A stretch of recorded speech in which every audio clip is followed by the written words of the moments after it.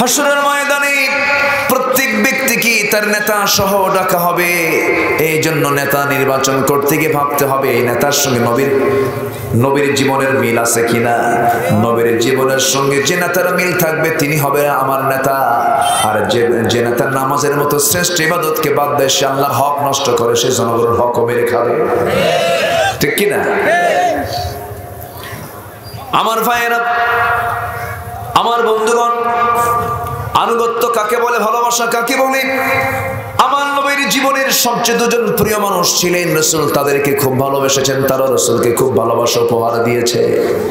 আমার নবীজির ইন্তেকালের, আমার নবীজির বাবার ইন্তেকাল হয়েছে জন্মের পূর্বেই, মার ইন্তেকাল হয়েছে 5 বছরে।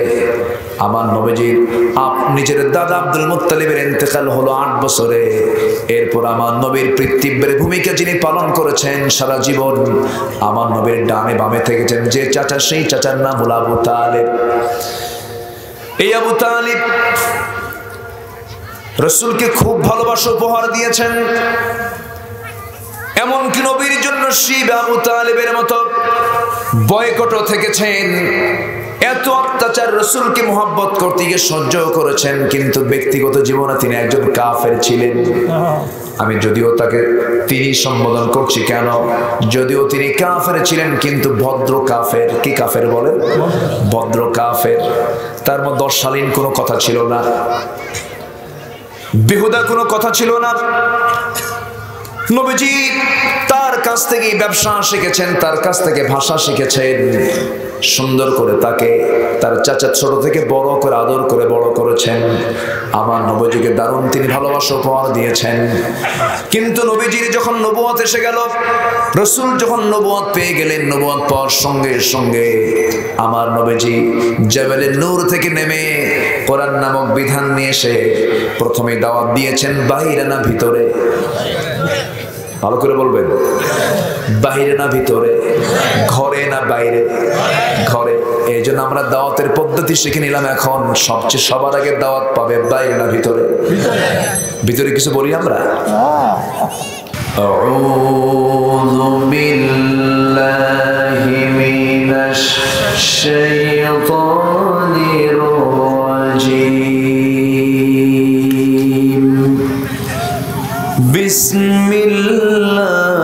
বিসমিল্লাহির রাহমানির রাহিম। কুল ইন কানা আবাউকুম ওয়া আবনাউকুম ওয়া ইখওয়ানুকুম ওয়া আজওয়াজুকুম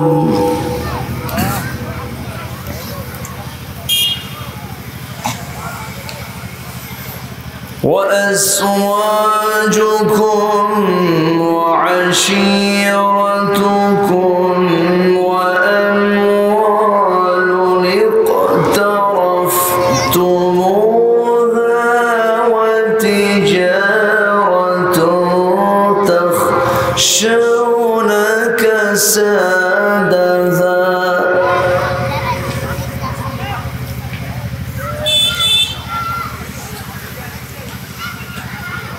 ومساكن ترضونها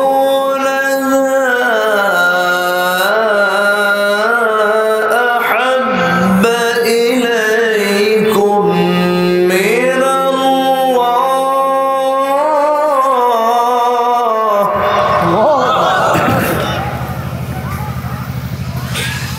أحب إليكم من الله ورسوله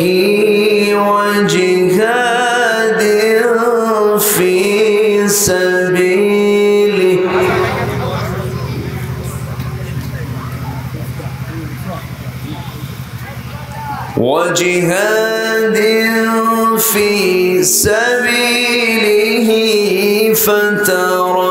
فتربصوا حتى يأتي الله بأمره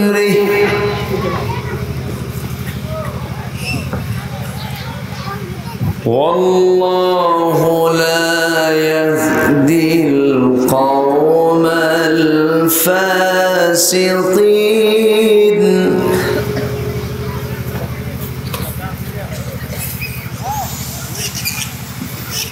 الله أكبر بسم الله الرحمن الرحيم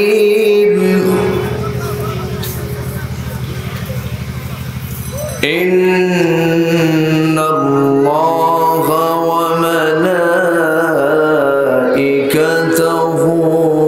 يصلون على النبي يا أيها الذين آمنوا صلوا عليه وسلموا تسليما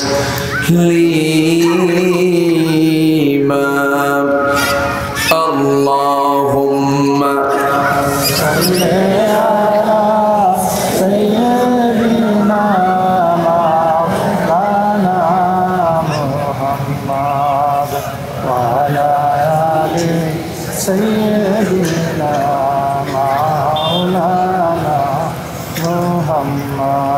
সবাই বলুন বালাগাল উলা বিকামালিহি কাশাফাত তুজা বিজামালিহি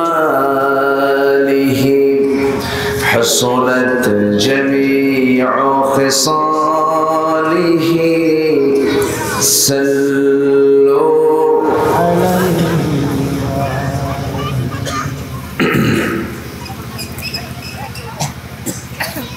ময়মনসিংহ অঞ্চলের শেরপুর জেলার নালিতাবাড়ি মধ্য ভোগাইর পাড় বাইতুল মুকাররম জামে মসজিদ যুব সমাজ মাহফিল ইন্তেজামি কমিটি কর্তৃক আয়োজিত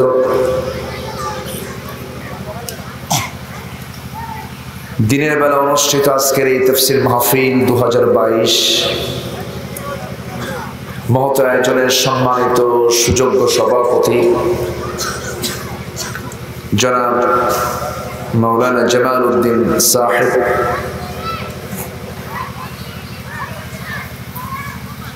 আজকের মাহফিলের সম্মানিত প্রধান অতিথি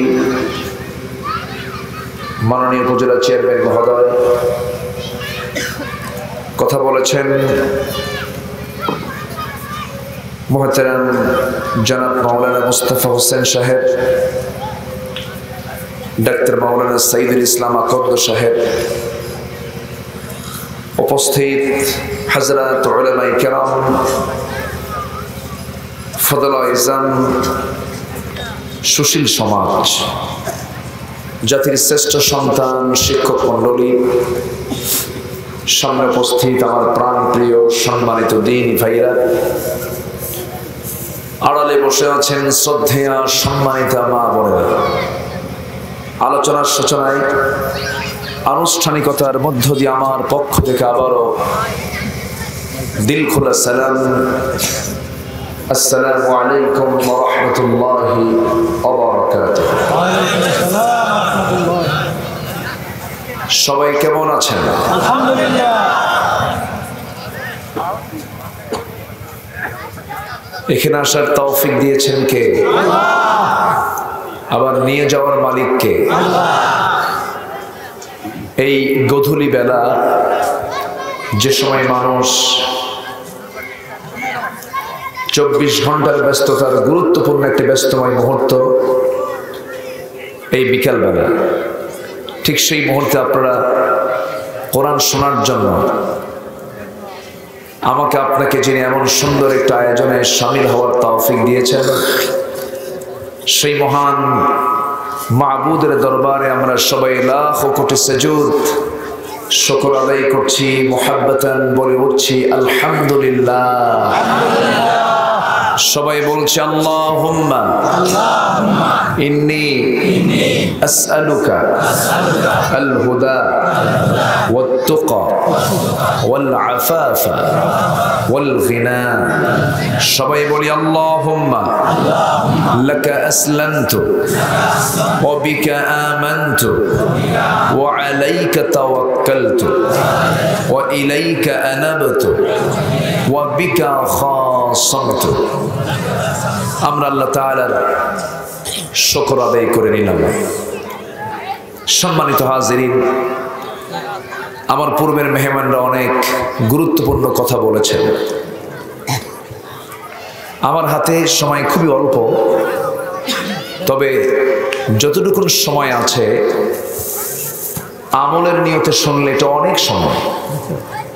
আর যদি মনে করেন না একটু শুনি, সুর ভালো, স্টাইল ভালো, মশান ভালো, এরকম হলে তার সময় খুবই অল্প। আর আমলের নিয়তে যদি শুনি পর্যাপ্ত সময় আছে না নাই? আছে। এখন তো ওয়াজ করার জন্য খুব একটা এলেমও লাগে না, 26 ইঞ্চি হলেই যথেষ্ট। 26 ইঞ্চি, তারপরে আর কি মহিলা, পুরুষ থেকে মহিলা, মহিলা থেকে পুরুষ, আম্মা হুজুর। তো এখন তো হাসির মানে হাঁসকে মোরগের সাঁতার শেখানো হচ্ছে, বিষয়টা এরকম ধরনের। দর্শ দেওয়ার জন্য ইলম থাকার দরকার আছে না নাই? সুর তো এটা আলাদা, অতিরিক্ত একটা জিনিস, এটা আল্লাহ প্রদত্ত একটা বিষয়, কিন্তু মূল মাদ্দা ইলম তো থাকতে হবে। একজন শিক্ষানবিশ পড়াশোনা করে, ক্লাস 6-7-এ পড়ে, উনিও এসে ওয়াজ করে। ওয়াজ মানে কি জানেন? নসিহত করে। সামনে বসে থেকে বুড়া মানুষ, উনি ক্লাস 6-এ পড়া ছাত্র নসিহত করতেছে। কেমন যেন একটা সিচুয়েশন আমি লক্ষ্য করছি। সম্মানিত ভাইয়েরা, সম্মানিত বন্ধুগণ, আল্লাহ তাআলা বলছেন লিমা তাকুলুনা মা লা তাফআলুন। তুমি সেই কথা বলতে যাও কেন যা তুমি করো না। কাবুরা মাকতান ইনদাল্লাহ, আল্লাহর কাছে এটা সবচেয়ে বড় অপরাধ। এজন্য কথা বলতে গেলে আমলের হিসাব আগে দরকার না পরে দরকার? আগে দরকার। সম্মানিত উপস্থিতি, আমি চেষ্টা করব যে কজন ভাই আমার এখানে বসে আছে, আমি তো ভাবছিলাম যে আজকে লোকজন পাবো কিনা। সবাই তো এখন ফুটবল জ্বরে আক্রান্ত, বুঝলেন ভাই? এটা প্রায় মাসখানেক হলে শুরু হয়েছে। কোথায় ব্রাজিল, কোথায় আর্জেন্টিনা। আমার দেশে 2 গ্রুপে মারামারি করে ব্রাহ্মণবাড়িয়ার 3 জন শহীদ। মানুষ না কাউয়া, আল্লাহ আসে না নাকি বলে, বুঝে আসে না। এখন গোটা পৃথিবীতে চলছে মিলিটারি ওয়ার দিয়ে জানা হচ্ছে। পৃথিবীতে এখন চলছে হলো কালচারাল ওয়ার, সাংস্কৃতিক যুদ্ধ। বোঝেন নাই? সাংস্কৃতিক যুদ্ধ। কলকাতার চ্যানেলগুলোতে অভিনেত্রীরা যে জামা পরে, সেই জামা পরের দিন আমার দেশের মেয়েরা পরে।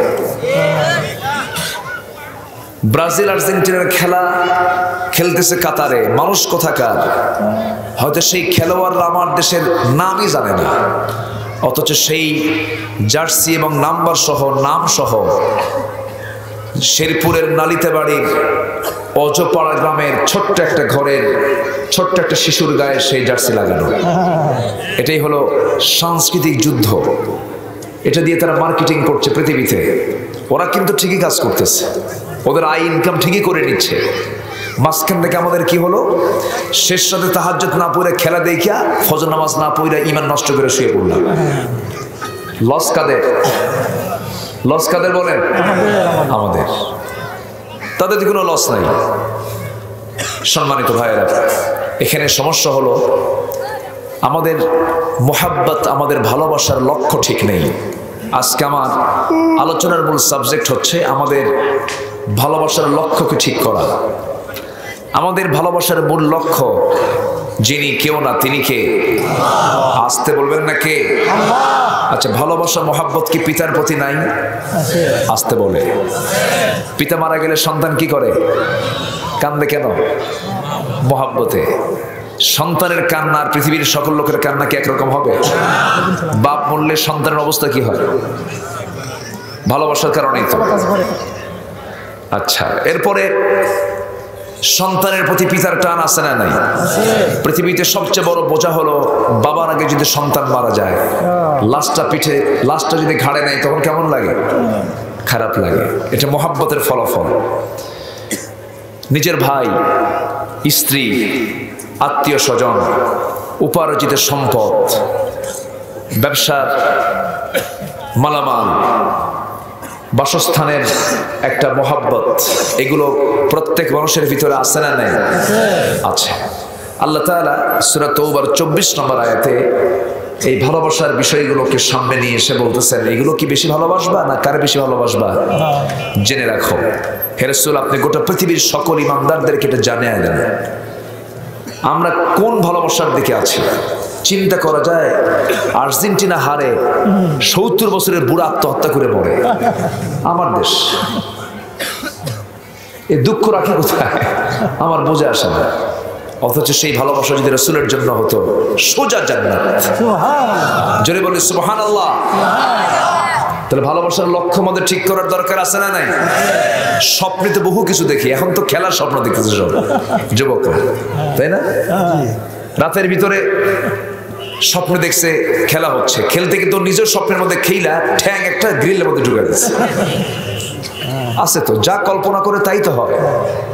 কিন্তু চেতনায় থাকতে হবে মুহাম্মদ সাল্লাল্লাহু আলাইহি ওয়াসাল্লাম।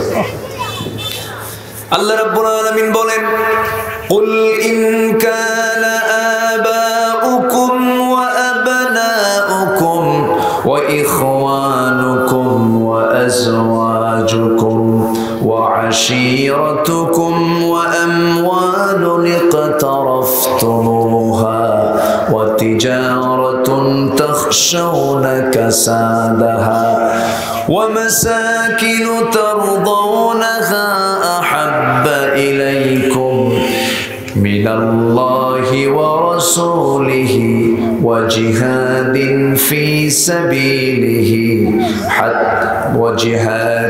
ফি সাবিলিহি ফাতারাব্বাসু হাত্তা ইয়াতিয়াল্লাহু বিআমরিহি ওয়াল্লাহু লা ইয়াহদিল কওমাল ফাসিকিন। জোরে বলুন আল্লাহু আকবার। আল্লাহ তাআলা এই আয়াতের ভিতরে বান্দাকে চূড়ান্ত একটা কথা বলেছেন, এই যে দুনিয়ার জগতের ভালোবাসাগুলো, এই ভালোবাসার চাইতে যদি আল্লাহ, রাসূল এবং জিহাদ করা যদি তোমাদের কাছে বেশি প্রিয় না হয়, তোমরা অপেক্ষা করো আল্লাহর ফয়সালা না আসা পর্যন্ত। মানে কি এখানে ফয়সালা মানে রহমত না গজব, বিপদ? আমরা আমাদের ভালোবাসা ঠিক করতে পারি নাই। নেতার নাম মুখে ঘন ঘন আসলেও আল্লাহর নাম ঘন ঘন আসে না। আফসোস কিনা বলেন, মঞ্চে বক্তৃতার মঞ্চে উঠলেই শুধু নেতার নাম ঘন ঘন আসে, কিন্তু আল্লাহর নামটা মনে আসে না। নারে তাকবীরের স্লোগানকে বিতর্কিত করে বলে এটা নাকি নির্দিষ্ট দলীয় স্লোগান। কে বলেছেন? আমাদের স্লোগানটা কি? আছে না আল্লাহু আকবার, নামাজে আল্লাহু আকবার, গরু জব করতেও। আবার তুমি যখন সোজা হয়ে যাবে, মরে যখন যাবে, মানুষ সোজা হয় কখন বলেন? মরার পরে তো সোজা হয় নাকি? মরার আগে তো সোজা হয় না। আমার ভাইয়েরা, মরার পরে যখন সে লাশ হয়ে যখন পড়ে থাকে, তার জানাজার প্রয়োজন হয়ে যায়, সেই জানাজার স্লোগান কি বলেন? আরো জোরে বলেন আল্লাহু আকবার। তাহলে মরতে আল্লাহু আকবার, জন্ম নিতে আল্লাহু আকবার, নামাজে আল্লাহু আকবার, আকামতে আল্লাহু আকবার, সব কাজ আল্লাহু আকবার ছাড়া চলে না। যারা এই আল্লাহু আকবারকে নির্দিষ্ট দলীয় স্লোগান বানায়, যারা বিতর্কিত কথা বলে, আমি আমার ভাষায় বলবো না, ইমানের দৃষ্টিতে, দ্বীনের দৃষ্টিতে এই সমস্ত বান্দাদের ইমানটাও বিতর্কিত। চিন্তা বিতর্কিত, জন্ম বিতর্কিত। আমার চেতনায় থাকবেন কে? আল্লাহ। আমি আমার সবচেয়ে ভালোবাসা উজাড় করব কার জন্য? মুহাব্বতটা থাকবে কার জন্য? আল্লাহর জন্য। ইমানদার তো আল্লাহকে সবচেয়ে বেশি ভালোবাসবে। ওয়াল্লাযীনা আমানু আশাদ্দু হুব্বান লিল্লাহ। ইমানদাররা সবচেয়ে বেশি ভালোবাসে কাকে বলেন? আল্লাহকে বেশি ভালোবাসে, আল্লাহকে কাছে মনে করে, আল্লাহকে সবচেয়ে বেশি প্রিয় মনে করে। কারণ আমার দুঃসময় সুসময়, আমার স্বপন, আমার কিছু সব কিছু, আমার সমস্ত কার্যক্রমে সবসময় আমার সঙ্গে থেকে যান কে? আসতে বলবেন না কে? জগৎ মোট পাঁচটা। কয়টা জগৎ বলেন? আলমে আরওয়াহ, রুহের জগৎ পার করে এসেছি আমরা। আলমে বুতুন, মার পেটের জগৎ পার করে আসছি আমরা। নাম্বার 3 হলো আলমে জাহান, দুনিয়ার জগতে আমরা এখন অবস্থান করছি। সামনে রয়েছে আলমে বারজাখ, কবরের জিন্দেগি। এরপর আরেকটা জগতের নাম হলো আলমুল আখিরাহ, আখিরাতের জগৎ। এখন আমরা কয় নাম্বার জগতে আছি? আসতে বলবেন না কয় নাম্বার? আগের 2টা পার করেছি, সামনের 2টা এখনো। আচ্ছা, দুনিয়ার জাহানটা, এই জগৎটা চলমান। এই জগৎ আমাকে পাড়ি দিয়ে আলমে বারজাখে যেতে হবে। কিন্তু আলমে বারজাখে যাওয়ার জন্য কি পাথেয় সংগ্রহ করলাম, এটাই তো আমার আপনার জীবনের প্রশ্ন করা উচিত। সেই প্রশ্ন করে সেটার সমাধান খুঁজে বের করি মরার আগেই।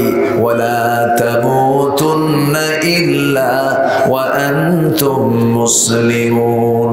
মুসলমান না হয়ে মরো না। কার কথা? আসতে বলবেন না কার কথা? আমরা সবাই তো মুসলমানই আছি, সমস্যা কোথায়? ব্রাহ্মণের ছেলে ব্রাহ্মণ হতে পারে, খ্রিস্টানের ছেলে খ্রিস্টান হতে পারে, হিন্দুর ছেলে হিন্দু হতে পারে, বৌদ্ধের ছেলে বৌদ্ধ হতে পারে, কিন্তু ইমামের ছেলে ইমাম হতে পারে না যদি তার ভিতরে যোগ্যতা না থাকে। জন্মসূত্রে মুসলিম হয়ে সেই জন্মসূত্র দিয়ে আমি আপনি জান্নাত পাবো না।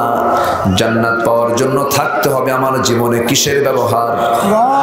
আসতে বলবেন না কিসের ব্যবহার? কোরআনের ব্যবহারটা থাকতে হবে। কোরআন দিয়ে আমার জীবনটাকে সুন্দর করে সাজাতে হবে।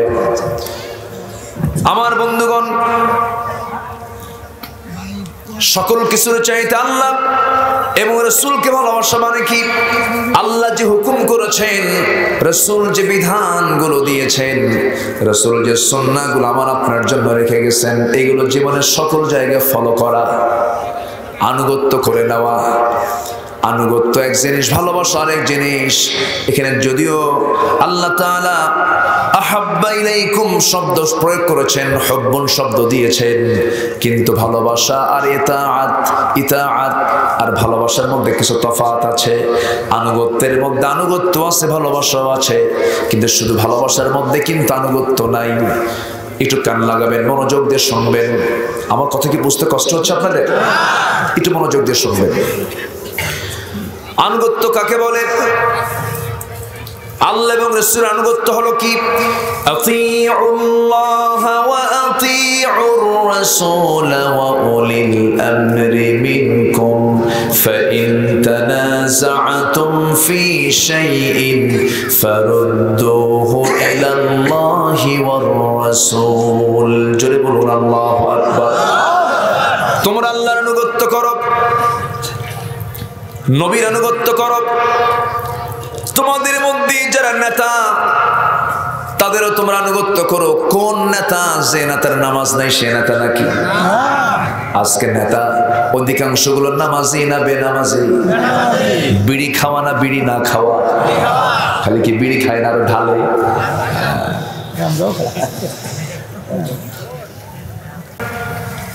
হাসরের ময়দানে প্রত্যেক ব্যক্তিকে তার নেতা সহ ডাকা হবে। এই জন্য নেতা নির্বাচন করতে গিয়ে ভাবতে হবে এই নেতার সঙ্গে নবীর জীবনের মিল আছে কিনা। নবীর জীবনের সঙ্গে যে নেতার মিল থাকবে তিনি হবে আমার নেতা। আর যে নেতার নামাজের মতো শ্রেষ্ঠ ইবাদতকে বাদ দেয়, সে আল্লাহর হক নষ্ট করে, সে জনগণের হক মেরে খাবে। ঠিক কিনা? আমার ভাইয়েরা, আমার বন্ধুগণ, আনুগত্য কাকে বলে, ভালোবাসা কাকে বলে? আমার নবীর জীবনের সবচেয়ে দুজন প্রিয় মানুষ ছিলেন রাসূল, তাদেরকে খুব ভালোবেসেছেন, তারা রাসূলকে খুব ভালোবাসা উপহার দিয়েছে। আমার নবীজির ইন্তেকালের, আমার নবীজির বাবার ইন্তেকাল হয়েছে জন্মের পূর্বেই, মার ইন্তেকাল হয়েছে 5 বছরে। আমার নবীজির নিজের দাদা আব্দুল মুত্তালিবের ইন্তেকাল হলো 8 বছরে। এরপর আমার নবীর পিতৃব্যের ভূমিকা যিনি পালন করেছেন সারা জীবন, আমার নবীর ডানে বামে থেকেছেন যে চাচা, সেই চাচার নাম হলো আবু তালেব। এই আবু তালেব রাসূলকে খুব ভালোবাসা উপহার দিয়েছেন। এমনকি নবীর জন্য শিব আবু তালেবের মতো বয়কটও থেকেছেন। এত অত্যাচার রাসূলকে মহব্বত করতে গিয়ে সহ্য করেছেন, কিন্তু ব্যক্তিগত জীবনে তিনি একজন কাফের ছিলেন। আমি যদিও তাকে তিনি সম্বোধন করছি কেন, যদিও তিনি কাফের ছিলেন কিন্তু ভদ্র কাফের। কি কাফের বলে? ভদ্র কাফের। তার মধ্যে অশালীন কোনো কথা ছিল না, বেহুদা কোনো কথা ছিল না। নবীজি তার কাছ থেকে ব্যবসা শিখেছেন, তার কাছ থেকে ভাষা শিখেছেন। সুন্দর করে তাকে তার চাচা ছোট থেকে বড় করে আদর করে বড় করেছেন। আমার নবীজিকে দারুণ তিনি ভালোবাসা উপহার দিয়েছেন। কিন্তু নবীজির যখন নবুয়ত এসে গেল, রাসূল যখন নবুয়ত পেয়ে গেলেন, নবুয়ত পাওয়ার সঙ্গে সঙ্গে আমার নবীজি জাবালে নূর থেকে নেমে কোরআন নামক বিধান নিয়ে এসে প্রথমে দাওয়াত দিয়েছেন বাহিরে না ভিতরে? ভালো করে বলবেন, বাহিরে না ভিতরে, ঘরে না বাইরে? ঘরে। এই জন্য আমরা দাওয়াতের পদ্ধতি শিখে নিলাম। এখন সবচেয়ে সবার আগে দাওয়াত পাবে বাইরে না ভিতরে? ভিতরে কিছু বলি আমরা। লোকমান নামে একজন আল্লাহর অত্যন্ত কাছের মানুষ ছিলেন, যদিও তিনি রাসূল ছিলেন না, নবী ছিলেন না, কিন্তু আল্লাহ তাআলা তাকে হিকমত দান করেছেন। ওয়ালাকাদ আতাইনা লুকমানাল হিকমাহ। হিকমতটা আল্লাহ তাআলা সবাইকে দেন না। ওয়ামাই ইউতিল হিকমাতা ফাকাদ উতিয়া খায়রান কাসীরা। যাকে হিকমত দেওয়া হয় সে সবচেয়ে বড় কল্যাণ প্রাপ্ত হয়ে যায়। এই লোকমান তিনি তার সন্তানদেরকে নসিহত দিয়েছিলেন, তিনি ওয়াজ করেছেন বাইরে না ভিতরে। এই জন্য তার ওয়াজটা পছন্দ করেছেন কে? এই জন্য তার ওয়াজ কোরআনে আছে না নাই? সূরা লোকমান নামে একটা সূরা আছে। এই লোকমানের মধ্যে কার ওয়াজ? বলেন কার ওয়াজ? আল্লাহর না। وهو يعظه يا بني وهو يعظه লোকমান ওয়াজ করছেন, আল্লাহ এটা তুলে দিয়েছেন। জোরে বলেন সুবহানাল্লাহ। আমি আব্দুল্লাহ আমিন, আমার ওয়াজ কতক্ষণ চলবে, কত বছর চলবে? 50 বছর, 100 বছর মানুষ হয়তো স্মরণ করবে, শুনবে, হেরে যাব এক সময়। কিন্তু লোকমান এমন ওয়াজ করেছেন যে ওয়াজটা আল্লাহ তাআলা কোরআনের মতো কিতাবের মধ্যে তুলে দিয়েছেন। তিনি কি সুন্দর করে ওয়াজ করলেন। তিনি বলছেন সন্তানদেরকে 13টা নসিহত দিয়েছেন। যদি আমার আজকে সাবজেক্টটা নয়, শুধু বলছি দেখেন সন্তানকে তারা কি নসিহত করেছেন, আমরা কি নসিহত করছি। সন্তানকে বলছেন ইয়া বুনাইয়া লা তুশরিক বিল্লাহ। প্রথমে কার হক নিয়ে কথা বলছেন? হে আমার কলেজার টুকরা সন্তান, শিরিক করো না। শিরিক করলে কার হক নষ্ট হবে? কার হক নষ্ট হবে? আল্লাহর হক নষ্ট হয়ে যাবে। কিন্তু আজকে সন্তানদেরকে জাতীয় হবে শিরিক শেখানো হয়। খালি পায়ে নির্দিষ্ট দিনে যাওয়ার সিস্টেম আছে না নাই? ফুল হাতে নিয়ে যাওয়ার সিস্টেম আছে না নাই? একটু কান লাগাবেন। আমি তো কোরআনকে সামনেই রেখে কথা বলছি। কোরআন যদি একটা হুকুম দিয়ে দেয়, রাষ্ট্র যদি তার বিরুদ্ধে কথা বলে, শুনবো রাষ্ট্রের কথা না কোরআনের কথা? এটা কিন্তু চূড়ান্ত প্রান্তিক লেভেলের একটা কথা বললাম। কথা খুব ওয়েটফুল। যারা ল, যারা আইন, যারা উকিল, যারা আইনের প্র্যাকটিস করেন তারা বলবেন কি ব্যাপার?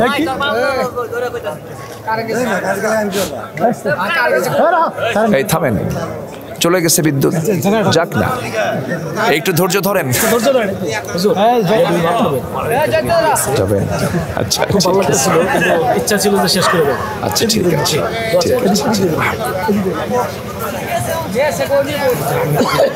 আপনিও যাবেন? আচ্ছা ঠিক আছে, আমার মেয়র সাহেব এবং চেয়ারম্যান সাহেব দুজনে বিদায়। এখন আপনারা যাবেন না তো? আবার আসেন তো আপনারা, ওনারা খুব ব্যস্ত মানুষ। শোনেন, আমি তো ওয়াজে যাই, মাহফিলে যাই, মাহফিল করে চলে আসি। আর চেয়ারম্যানদের যে কি ডিউটি, উনি শেষ করতে বলতেছে। আচ্ছা, উনি থাক, একজন তো থাকা দরকার, তাই না? আচ্ছা, বলি আলহামদুলিল্লাহ, জোরে বলি আলহামদুলিল্লাহ। কষ্ট হচ্ছে নাকি আপনাদের? বিদ্যুৎ চলে গেছে না? না, আসে নাই। এখন আমাদের বিদ্যুৎ চলতেছে তেলের বিনিময়ে। যাক, চলো আর অফ করো না, বিদ্যুৎ আসলে অফ করার দরকার নেই, ছন্দ পতন হয়। আলোচনার মাঝে একটা ব্রেক হলে আলোচনা হেরে যায়। এখন আমার দিকে তাকান, সম্মানিত ভাইয়েরা। তাহলে কোরআন যেটা বলবে এটা আগে না রাষ্ট্র বলবে যেটা সেটা আগে? কোনটা আগে বলবে? কোনটাকে মানবো? খুব প্রান্তিক কথা, কিন্তু খুব চূড়ান্ত কথা, কিন্তু এটাই মহাসত্য। এটা কি মহাসত্য? রসুলকে মামলা দেওয়া হয়েছিল, রসুল মামলার কিন্তু আসামি ছিলেন। ওনাকে রাষ্ট্রদ্রোহিতার মামলা দিয়েছিল। কি দ্রোহিতা? রাষ্ট্রদ্রোহিতা। তাহলে কোরআন দ্রোহী হবে না রাষ্ট্রদ্রোহী হবে? কথা বুঝেন আপনি? অন্য কিছু হওয়া হোক হোক, কিন্তু কোরআনের বিরুদ্ধ অবস্থান নেওয়া, এটা অবক্ষা দিয়ে যে জান্নাত পেলেন, কিন্তু সেই ভালোবাসায় আনুগত্য আছে না নাই? আছে। তাহলে সূরা তাওবার 224 নম্বর আয়াত। আমার কথা কি বিরক্ত হচ্ছেন নাকি আপনি?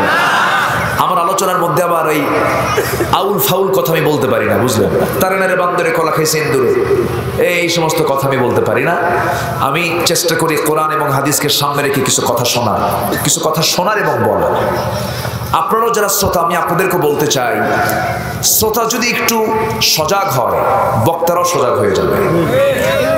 আপনারা হাতের কড়া গুনবেন যে আলোচনা যে শুনতেছে, দেখিতে এর মধ্যে কয়টা আয়াত বলল, কয়টা হাদিস বলল। যদি আপনারাও যদি সতর্ক হয়ে যান, তখন আলোচকও সতর্ক হয়ে যাবে। এই জন্য সবচেয়ে শ্রেষ্ঠ কথা কার কথা? আল্লাহর কথা। আয়াত যত বেশি থাকবে, আলোচনার বরকত তত বেশি হয়ে যাবে। এরকম শ্রোতাও আমি পাইছি দেশে। কুড়িগ্রাম চেনেন তো? কুড়িগ্রাম এদিক দিয়ে তো দুটো উপজেলা আছে, রৌমারী, রাজীবপুর, এগুলো কুড়িগ্রাম জেলার অন্তর্গত। একটা মাহফিল অনেকদিন আগে গেছিলাম, তো আমি বারবার কিছু আয়াত বলতেছি, অনুবাদ করছি, আয়াত বলতেছি, অনুবাদ করতেছি। একজন বলতেছে, হুজুর একটু বাংলা কম। এগুলো বাংলা মানে হুজুর শুধু আরবি বলেন, বাংলা তো বলেন না। এগুলো কোরআন তো আরবি। জটিলতা আছে, তবে কোরআন শোনার জন্য ধৈর্যের দরকার আছে না? নাই? আছে না? তাহলে আমরা আল্লাহকে ভালোবাসবো, রসুলকে ভালোবাসবো। শুধু ভালোবাসা না, ভালোবাসা না আনুগত্য সহ ভালোবাসা? আনুগত্য সহ ভালোবাসা। রসুলকে নিয়ে বাজে কথা বলবে আর ইমানদার চুপ করে থাকবে, এটা কেমন ভালোবাসা? এই দেশে একজন মন্ত্রীকে, একজন এমপিকে, একজন নেতাকে গালি দিলে 7 বছর 10 বছরের যদি জেল হয়, রসুলকে গালি দিল যারা, রসুলকে নিয়ে বাজে কথা বললো যারা, তাদের কি কোনো বিচার বাংলার জমিনে হয়েছে? হয়েছে? হয় নাই। আমরা কি করছি? আমরা কিছুই করতে পারিনি। তবে টুডে এন্ড টুমরো, আজ হোক কাল হোক, এই দেশের মাটিতে কোরআনের পরিবেশ ফিরে আসবে। জোরে বলি ইনশাআল্লাহ, জোরে বলি ইনশাআল্লাহ। রসুলকে বলে জেনাকার মোহাম্মদ। চিন্তা করা যায় এই দেশের মাটিতে বসে। রসুলকে বলে ছাগল মোহাম্মদ, মুখে দাঁড়িয়ে আছে। এই সমস্ত কথাগুলো আমাদের কানে এখনো বাজে, এই সমস্ত কথাগুলো বলা হয়েছে, কিন্তু কোনো এর জন্য সমুচিত কোনো জবাব, এটার কোনো শাস্তি আমরা দেখতে পাইনি। তবে হবে একদিন। জোরে বলি ইনশাআল্লাহ, জোরে বলি ইনশাআল্লাহ।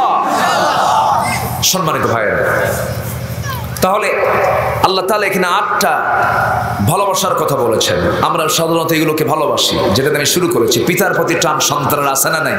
আচ্ছা, সন্তানকে ভালোবাসে পিতা, পিতাকে ভালোবাসে সন্তান, ভাইকে ভালোবাসে ভাই, স্ত্রীকে ভালোবাসে স্বামী, আত্মীয় স্বজনকে আত্মীয় স্বজন ভালোবাসে। উপার্জিত সম্পদের প্রতিও টান আছে না নাই? হঠাৎ করে কোনো একটা ব্যবসায়ী লস হলো, লস হতে হতে তার হার্ট স্ট্রোক হলো, টান আছে না নাই বলেন? টান আছে। এরপরে ব্যবসার প্রতি টান আছে। বাসস্থান, ছেলে যত বড়ই দামি জায়গায় থাকুক না কেন, দেখবেন বুড়াকালে বুড়া বাপ মা কখনো ছেলের বাড়ি যদিও উন্নত হোক না কেন, সুন্দর জায়গা হোক না কেন, যেতে চায় না। নিজের বাড়ির প্রতি একটা টান আসে না নাই বলেন? আমার ভাঙ্গে ঘরই ভালো, কিন্তু আমার কাছে এটাই প্রিয়, এটাই আমার জন্য খুব ভালো।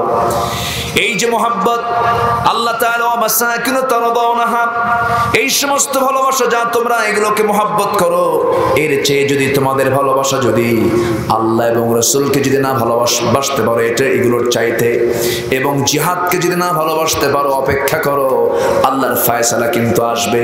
এর মানে হলো সকল কিছুর চাইতে বেশি ভালোবাসবো আমরা কাকে? আসতে বলবেন না কাকে? আমাকেও সবচেয়ে বেশি ভালোবাসেন কে? আমাকে সবচেয়ে বেশি ভালোবাসেন কে? অনেকে চিন্তায় আছে হয়তো বউ। হ্যাঁ, আমাকে সবচেয়ে কে বেশি ভালোবাসেন? আরে বউ তো আজকে মরবেন, 3 মাস পরে সে ভুলে যাবে, তো হাসবে, আপনার কথা মনেই থাকবে না। যুবক, বিয়ে করছো তুমি আজকে, 2 বছর হয়ে গেছে বিয়ের বয়স, বাচ্চা একটা হয়েছে, মধ্য ভোগাইর পাড় থেকে হোন্ডায় চড়ে রাবার ড্রাম হয়ে নালিতে বাড়ি যাওয়ার পথে হঠাৎ করে রোড অ্যাক্সিডেন্ট করে হোন্ডার উপর থেকে পড়ে তুমি মারা গেছো। একটা সন্তান এতিম হয়ে গেল, লাশ বাড়িতে আসলো, বউ কাঁদতে কাঁদতে অস্থির, অজ্ঞান হয়ে পড়ছে। এটা কি সারা জীবন থাকবে? সারা জীবন থাকবে? 3 দিন খাবে না, 7 দিন খাবে না। শ্বশুর বাড়ির লোকজন এসে মেয়েটাকে নিয়ে যাবে, 2-3 মাস হয়ে যাবে। শুরুতে আবেগে বলেছিল জীবনে আর আমার বিয়ের দরকার নাই। 4 মাস 5 মাস পরে বাপ মা ধইরা এক জায়গায় বিয়ে দেওয়ার পর ওই আপনার স্ত্রী গিয়ে নতুন স্বামী পায়া পরের দিন ফোন দিয়ে বলবে, আব্বা তোমাদের সিদ্ধান্তই ভালো ছিল, আগের স্বামীর চাইতে এই স্বামী আরো ভালো। আমি কি ভুল বলতেছি? আজ থেকে আমি কি ভুল বলতেছি? এটাই বাস্তব। এগুলো ভালোবাসা ঠুনকো, এগুলো মায়া মরিচিকা, কিচ্ছু না। কেউ আমার আপন না, বাপও আমার আপন না, মাও আমার আপন না, ভাইও আমার আপন না, বোন আমার আপন না। প্রকৃত আপন হলো কে বলেন? কারণ আপন যদি হতে আয়াতটা আসতো না, ইয়াউমা ইয়াফিরুল মারউ মিন আখিহি ওয়া উম্মিহি ওয়া আবিহি ওয়া সাহিবাতিহি ওয়া বানিহি। হাসরের দিন ভাই ভাই থেকে পালাবে, বাপ মা সন্তান থেকে পালাবে। চিন্তা করা যায় কি কঠিন দৃশ্য সবার সামনে পড়ে আছে। কেউ তো আমার কারো আপন নয়। আমার আপনজন বলতে একজন, তিনি আমার 1 নম্বরে কে? আসতে বলবেন না তিনি কে? আমার আল্লাহ আপনাকে কি দেন নাই? 2টা চোখ দিয়েছেন, 2টা কিডনি দিয়েছেন, সুন্দর 2টি আল্লাহ তাআলা কিডনি দিয়েছেন, লাংস দিয়েছেন, হার্ট দিয়েছেন। মাথা থেকে পা পর্যন্ত প্রত্যেকটা পার্টসের দাম আছে না নাই? আসতে বলবেন না আছে না নাই? যার চোখ নাই সে তো বোঝে চোখের পার্টসের কি মূল্য। যার কিডনি নাই সে তো বোঝে কিডনির মূল্য কত। কিডনি যার নষ্ট হয়ে যায়, ডায়ালিসিস ছাড়া চলে না। কি বড় চরম বড় একটা অসহায়ত্ব। যাদের কিডনি গুলো নষ্ট হয়ে গেছে তারাই তো বোঝে। আমার ভাইরা, আমার একটা বন্ধু মালয়েশিয়াতে থাকে, তার কথা প্রায় মনে হয়, প্রায় ফোনে ফোনে কথা বলি। মালয়েশিয়াতে গেলাম, আমি তার হাতের মধ্যে একটা চাপা দিলাম, দেখি এখানে একটা মেশিন লাগানো। বললাম, বন্ধু এখানে মেশিন কেন, কি হয়েছে? বলতেছে, বন্ধু 2টা কিডনি আমার নষ্ট হয়ে গেছে। কোটি কোটি টাকার মালিক আল্লাহ পাক আমাকে বানিয়েছেন, কিন্তু আমার কিডনি নাই। কিডনি 2টা অচল হয়ে গেছে। সপ্তাহে একদিন আমি ডায়ালিসিস করার জন্য আমি চলে যাই। আমি মেশিন দিয়ে আমার রক্তগুলোকে ফিল্টারিং, রক্তগুলোকে ডায়ালিসিস করে আবার দেহের মধ্যে ঢুকায় নেই। সেই মেশিনটার ওজন হলো, মানুষ যেটা বানাইছে তার ওজন হলো 100 কেজি। আর সেই ডায়ালিসিস করার জন্য যে কিডনি আল্লাহ তাআলা আমার আপনার দেহের মধ্যে দিয়েছেন তার ওজন মাত্র 200 গ্রাম। সুবহানাল্লাহ বলবেন না? কে দিয়েছেন বলেন? সুন্দর কোনটা, 200 গ্রাম না 100 কেজি? কোনটা সুন্দর? 200 গ্রাম। যদি এরকম হতো আপনার ওজন 80 কেজি আর কিডনির ওজন হলো 200 কেজি, আপনি চলবেন না কিডনি না হাঁটবেন? বন্ধুকে, বন্ধুকে আসতে বলেন, বন্ধুকে। এই চোখ চলার জন্য কি জেনারেটর দরকার আছে না নাই? প্রত্যেকের শরীরে জেনারেটর আছে না নাই? আমার প্রত্যেকের শরীরে কিন্তু বিদ্যুৎ আছে। এই যে বিদ্যুৎ ছাড়া জেনারেটর চলতেছে। আমার ভাইয়েরা, আল্লাহ তোমার দেখেন, আল্লাহ তোমার সবকিছু করেন। এই চোখের পিছনে 20 লক্ষ পার্টস আছে। বামে আছে, ডানে আছে, 20 লক্ষ 40 লক্ষ পার্টস আছে। চোখের পিছনে 1,70,000 রগ আছে। আল্লাহ তাআলা এই চোখটাকে সুন্দর করে ঠিক রাখার জন্য আবার মলম দিয়েছেন। মানুষ ঘুম থেকে সকালবেলা উঠে যখন চোখের কোনায় তাকায় তখন কি কালার বের হয়? কি সাদা দেখেন না? ওটা কি? মলম। ওটা কি বলেন? কে দিয়ে রাখছেন? আল্লাহ দিয়ে রেখেছেন। সারাদিন ধুলাবালি ময়লাগুলো চোখের মধ্যে ঢুকে গেছে। যদি বেশি ধুলাবালি ভরে ঢুকে যায় তখন কি চোখ থেকে কি বের হয়? আবার পানি বের হয়ে যায়। এই পানি যদিও আমরা সাদা মনে করি কিন্তু এই পানি নরমাল কোনো পানি নয়। এর মধ্যে কিছু শ্লেষ্মা আছে, এর মধ্যে কিছু পানি আছে, শ্লেষ্মা আছে, এবং এর মধ্যে কিছু লবণ আছে, এবং এর মধ্যে সাথে ইলেকট্রোলাইটের জটিল মিশ্রণে আল্লাহ তাআলা অয়েন্টমেন্ট বানায় রেখেছেন। বান্দার চোখে ধুলা পড়লো, পিছন থেকে মেশিন চালু হয়ে চোখের মধ্যে আল্লাহ তাআলা পানি বের করে চোখটা ফ্রেশ রেখে দিলেন। বন্ধুকে আমার আসতে বল, বন্ধুকে।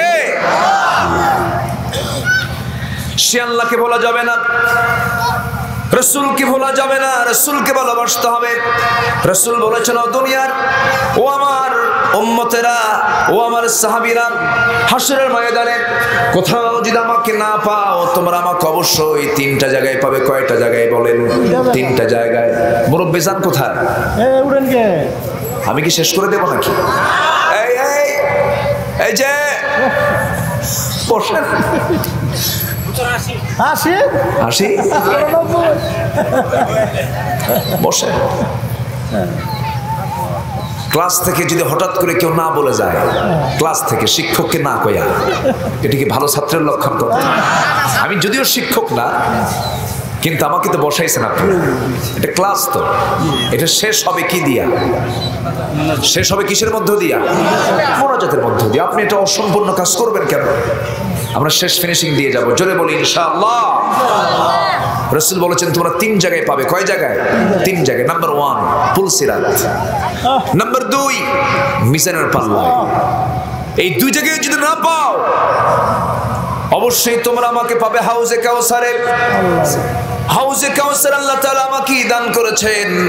হাউজে কাউসার থেকে জান্নাতের পেয়ালা দিয়ে আমি তোমার জন্য পানি তুলে নিয়ে তোমাকে পান করায় দেব। জনমের মতো তৃষ্ণা নিবারণ হয়ে যাবে। আমি তুমি মিলে একসঙ্গে জান্নাতে চলে যাব। ভালোবাসার দরকার আছে না নাই? আসতে বলবেন না, আছে না নাই? 1 নাম্বার কে?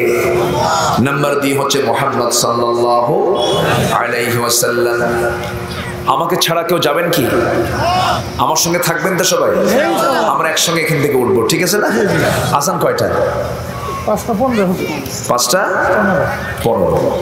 আচ্ছা, 2টা বিষয় গেল। এবং ও জিহাদিন ফি সাবিলি, এবং জিহাদ করতে হবে কার পথে? মানে কার পথে? জিহাদকে নিজের ঘর বাড়ি ব্যবসা টাকা পয়সা বাপ মা ভাই বোন আত্মীয় স্বজন সকল কিছুর চাইতে জিহাদকে বেশি ভালোবাসতে হবে। এটা কার কথা? আসতে বলবেন না, কার কথা? আর আমার দেশের কিছু সমাজের কিছু লোক বলে জিহাদ কিসে? জিহাদ কি? জিহাদকে নিয়ে প্রশ্নবিদ্ধ কথা বলা হয়। এমন কি এমন কথাও বলে জিহাদের কোনো শব্দ আমরা এই দেশের কোনো লোকের মুখ থেকে শুনতে চাই না। জিহাদ আর জঙ্গি এক নয়। জিহাদের হুকুম কোরআনে আছে না নাই? আসতে বলবেন না, আছে না নাই? কষ্ট করে এসেছেন, এটাও জিহাদ। ফজরের সময় ঠান্ডা পানিতে ওযু করে নামাজ পড়ে, এটাও কি জিহাদ? জিহাদের শব্দের এই প্রয়োগ আছে না নাই বলেন? জিহাদকে এখানে বলা হয়েছে কোন জিহাদ? অর্থাৎ এই জমিনে কার দিনকে কায়েম করা। আসতে বলবেন না, কার দিনকে কায়েম করা। ছোট্ট একটা ঘটনা মনে পড়লো আমার, তাবুক অভিযানের কথা বলবো। তাবুক অভিযানে রাসূল 30,000 সৈন্য নিয়ে জিহাদে গিয়েছিলেন। কত হাজার? 30,000। এই সেই কথা, 30,000 সৈন্য নিয়ে রাসূল তার নেতৃত্ব দিয়ে তাবুকের প্রান্তরে পৌঁছলেন। যুদ্ধ হলো না, রোমানদের বিরুদ্ধে। তৎকালীন দুনিয়ার পরাশক্তি রোমান। বিনা যুদ্ধে রাসূল ফিরে আসলেন। মদিনার মসজিদে নববীর ভিতরে বসে আছেন। এক সাহাবী কাব বিন মালিক এসে রাসূলের সামনে বসে বলছেন, হুজুর একটা কথা বলবো কি? আমি কিন্তু তাবুকে যাই নাই, জিহাদে যাই নাই। রাসূল বললেন, কেন যাও নাই? হুজুর গাফলতি করেছি, গড়িমসি করেছি, যাই নাই। আচ্ছা, কে কি যাও নাই? হুজুর হেলাল বিন উমাইয়া যায় নাই। আর কে যায় নাই? মুরারা বিন রাবিআ যায় নাই। আর কে যাও নাই? হুজুর আমার জানা নাই। রাসূল বললেন, তুমি এখন চলে যাও। রাসূল বললেন, মদিনার সকল মুসলমানদেরকে, সাহাবাদেরকে জানায় দিলেন, প্রজ্ঞাপন জারি করলেন, আজকের থেকে এই 3 ব্যক্তির সাথে যারা জিহাদে যায় নাই, এদের সঙ্গে সালাম কালাম লেনদেন কথাবার্তা সব বন্ধ। তাদের কি নামাজ ছিল না? আসতে কয়। তাদের কি রোজা ছিল না? তাদের কি দান সদকা ছিল না? জিকির আজগার ছিল না? তাহলে যারা মনে করেন শুধু নামাজ কালাম জিকির আজগার আর টাকা আছে, হজ আর কিছু দান সদকা করে জান্নাত চলে যাব, জান্নাত এত সস্তা?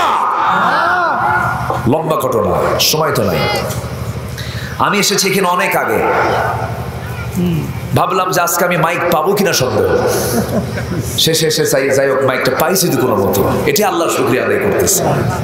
এখন আবার বলা হচ্ছে, হুজুর একটু কি বুঝতেছেন তো আমরা কেউ যাব না। এই তো আমি আসলাম নালিতে বাড়ির এই জনপদে, আমি খুব কম এসেছি। আমি এসেছি অনেকদিন আগে একবার, কোথায় যেন আসছি। হ্যাঁ, কোথায় যেন আসছি অনেক আগে, আজ থেকে আরো 14-15 বছর আগের কথা মনে হয়। তো যাই হোক, বাগিচাপুর, হ্যাঁ আসতে এখানে বলেছে, আসছি মনে হয়। তো আমি সবার কাছে একটু উদাত্ত আহ্বান জানাবো, যুব সমাজ যে আয়োজনটা করছে, আপনারা খুশি না বেজার? মাহফিল কি বুড়া সমাজ করে? কোথাও কি লেখা দেখছেন বিরাট বুড়া সমাজ কর্তৃক আয়োজিত?